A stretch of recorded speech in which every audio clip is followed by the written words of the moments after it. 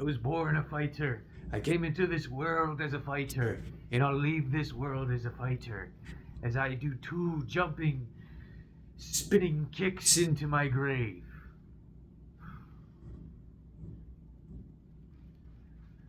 UFC 329 has just wrapped up. I was watching it while I was at work. We all know how the main event went. I didn't think I'd be able to make this video. I had to give myself about an hour. Then I drove, got in my car, I drove, I was almost out of gas. Stopped at the pump, filled up, thought about putting the gas pump into my mouth and just letting it go. Cannot believe that. Cannot believe. I thought it was going to be one-sided. I was talking to my buddy, and as soon as he came into the ring on the walk-up, my buddy was like, he doesn't look right, and I agreed with him. 2 of those, he let in, throwing 1 of those, thinking it was gonna work. I don't know. I'm sorry. This isn't a Conor McGregor video. That'll probably have to take its own video in itself. But Conor McGregor loses by TKO due to knee injury a minute into the first round against Max Holloway. Not like this. Conor came in looking nervous, looking low energy. I did notice, even before they did the replay, that he was having trouble getting out of his sandals, I think he was wearing. He was just trying to take them off with his feet, and it looked like he pronated one of his ankles pretty bad. Which would be, man, if that's what did it.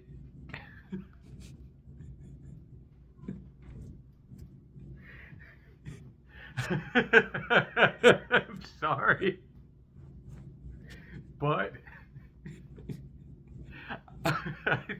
I thought it would be really funny if Conor lost going into this. And I was so hyped when he was coming out. I felt it. I went terrible on this card, which doesn't matter to me. I was thinking, I've gotten every fight wrong on the main card. I've gotten most of the fights wrong. I picked Max. Conor's going to win. There's nothing I can do. The Mac is back. And if he fucked all this up by fucking his ankle up, taking his flip-flops off.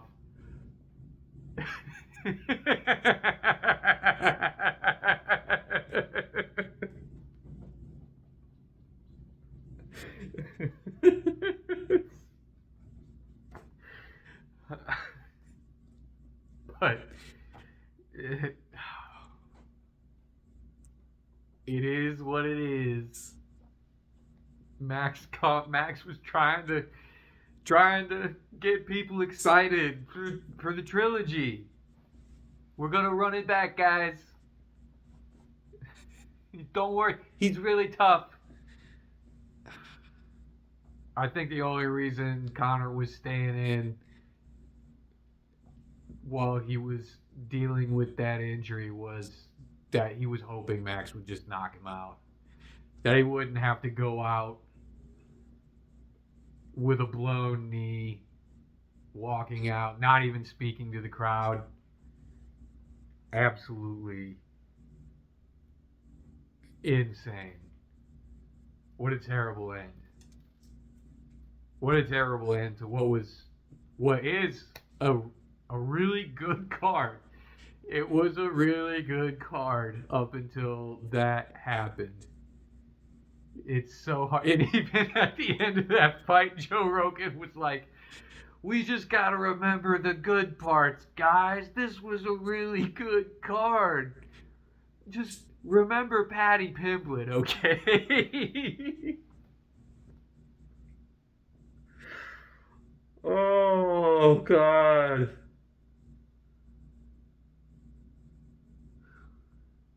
Anyway, I don't think they're gonna do a trilogy.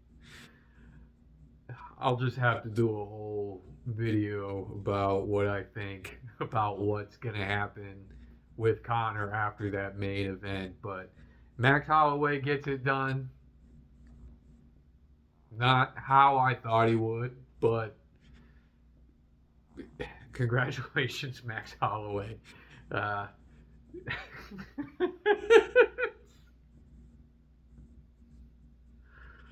okay. All right.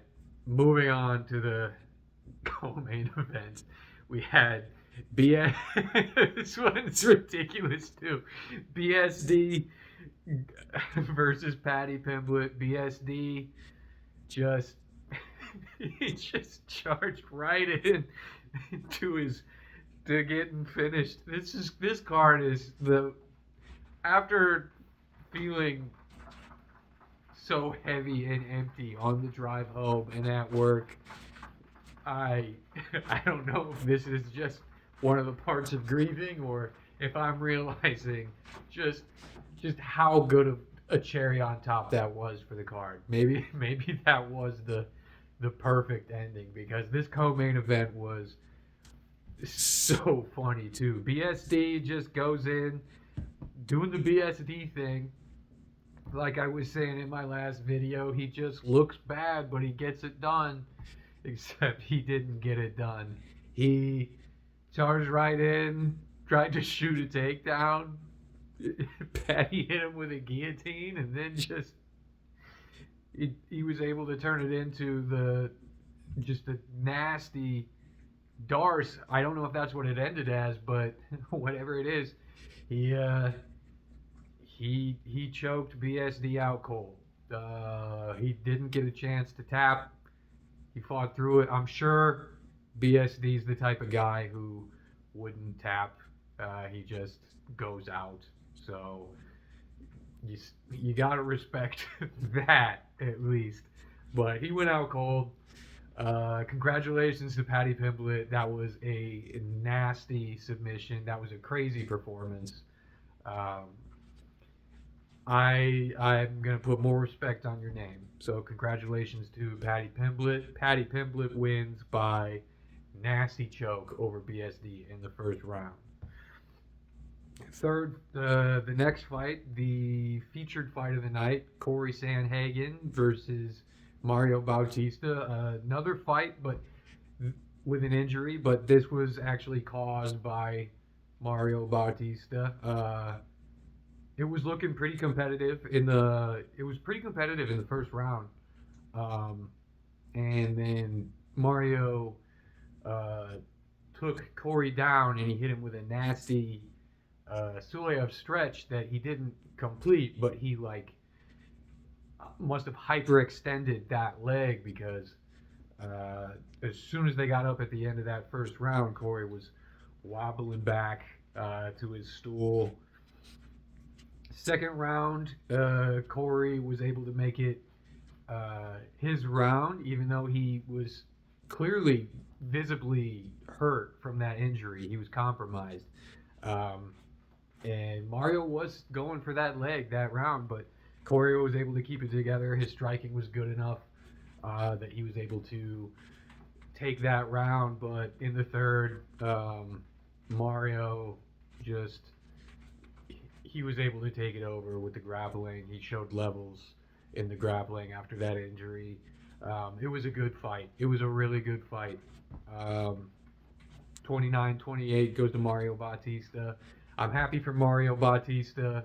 I remember in the Vinicius Oliveira fight, in the little pre-fight video that they did, he was talking about how he was going to show Vinicius what it means to be a top 10 fighter, and I thought that's cold as hell.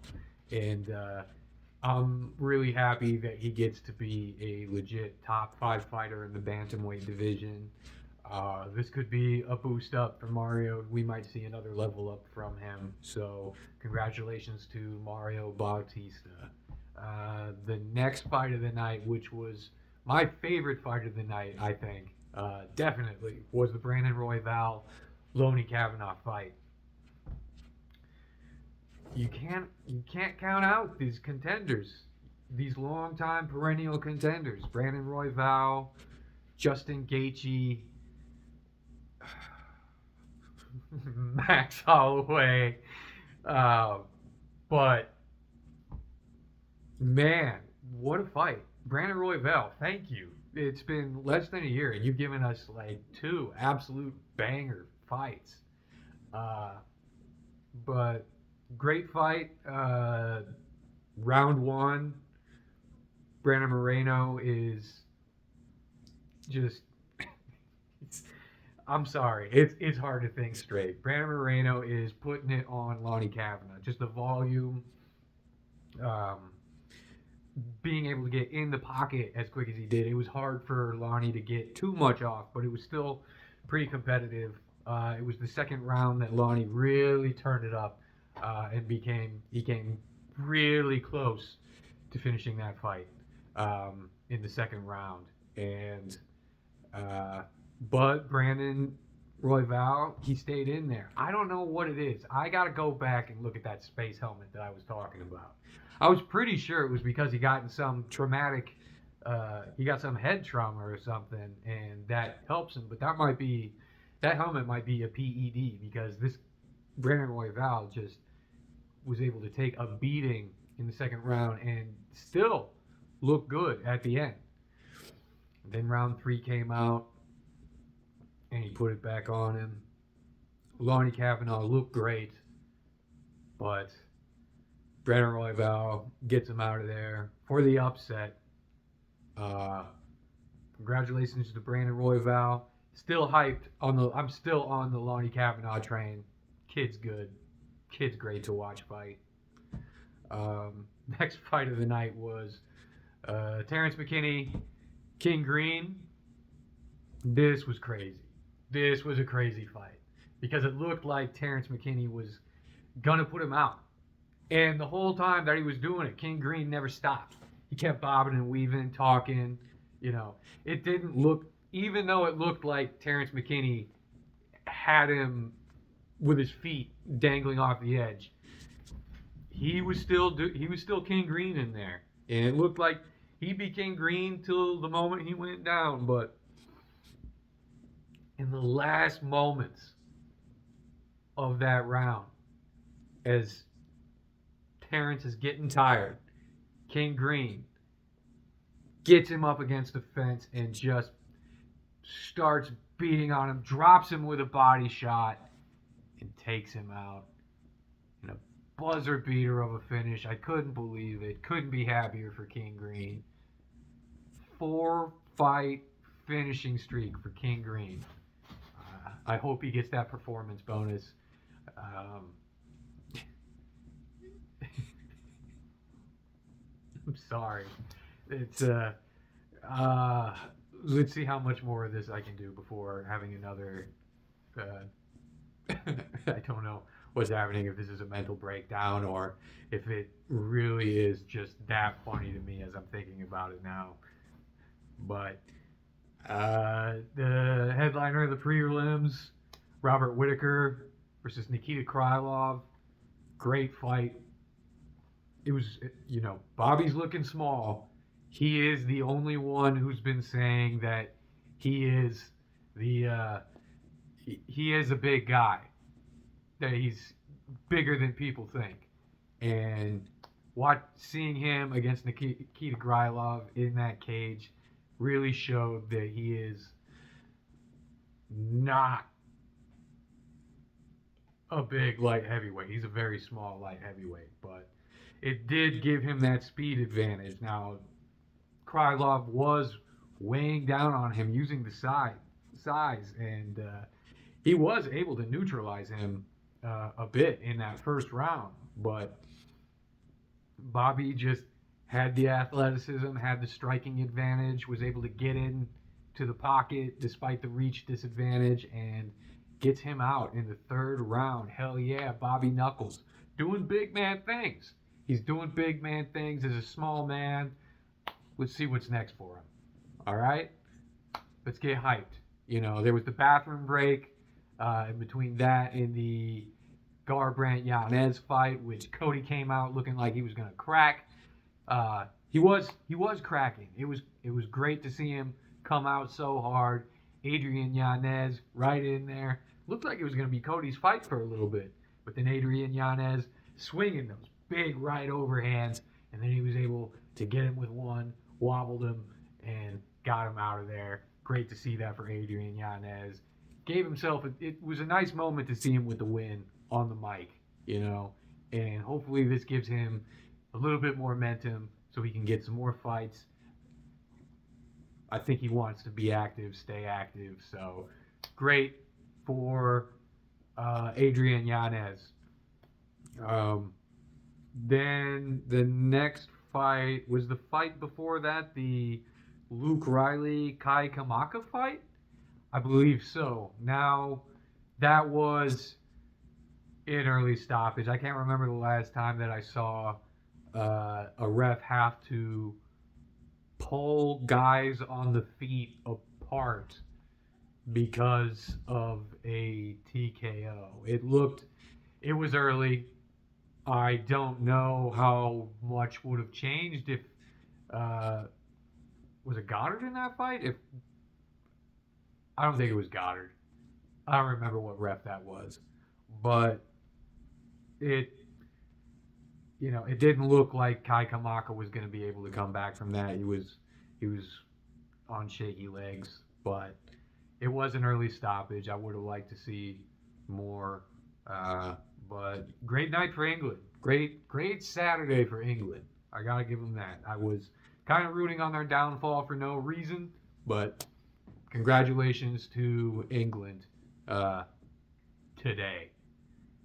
And what were the other fights? Tracy Cortez couldn't get her ground game off on Wong Tong. Wong Tong takes it in a was it a decision? I don't remember. I was at work. I didn't rewind that one. I haven't rewatched any of these. I just got home. Fights before that, we had Farid Basharat versus John Garza. John Garza was looking pretty all right for considering the circumstances in the beginning of the fight. He looks like a tough kid, but Farid Basharat showed him a wider array than the kids ever probably had to deal with of techniques. Gets it done. Pretty easy 30-27 decision. Revealed that was the last fight on his contract at the end of the fight. I hope they renew it. I do think he's good. I enjoy watching him. He's not a finisher. They cut his brother, who had a winning record last year or earlier this year, and I hope that they keep Farid Basharat on. I do think he's very good. It'd be a shame to lose him in the division, but he gets it done. And the other fights at the beginning were Ryan Gondra versus Zachary Reese. Ryan Gondra showed me he's the real deal, at least that he is UFC quality. Gets Zachary Reese out with ease in the first round. Comes out, Zachary Reese didn't have a moment in the fight as far as I remember. Damian Pinas showed me that power is real. He came out with like some kind of foot brace fighting Cesar Almeida, and Cesar Almeida looked like he was taking control of that round pretty handily, just with better technique, better movement. It looked like, to me, Pinas's striking was, maybe he was a little reluctant, I guess, but when he did end up connecting with that right hand, he put Almeida out cold. So that's a big step up. That that means a lot to me looking at him as a prospect and contender. I now feel like I know more about Damian Pinast than I do about Ateba Gautier, and he's had, I think, more than twice as many fights. Um, and then the first fight was Cody Durden versus Alessandro Costa.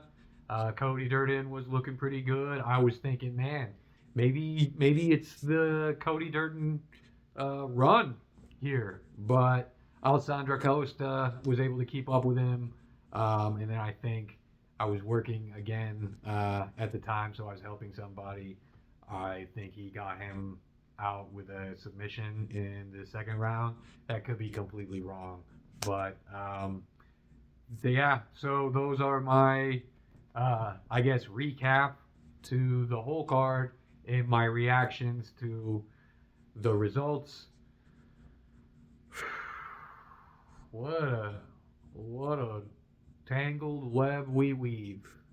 And for those who wanted to know how my picks went, um, I think I have to think. I got one fight on the main card right, and then I think I got four fights on the prelims right, and I didn't watch the heavyweight fight, so I went 5-8.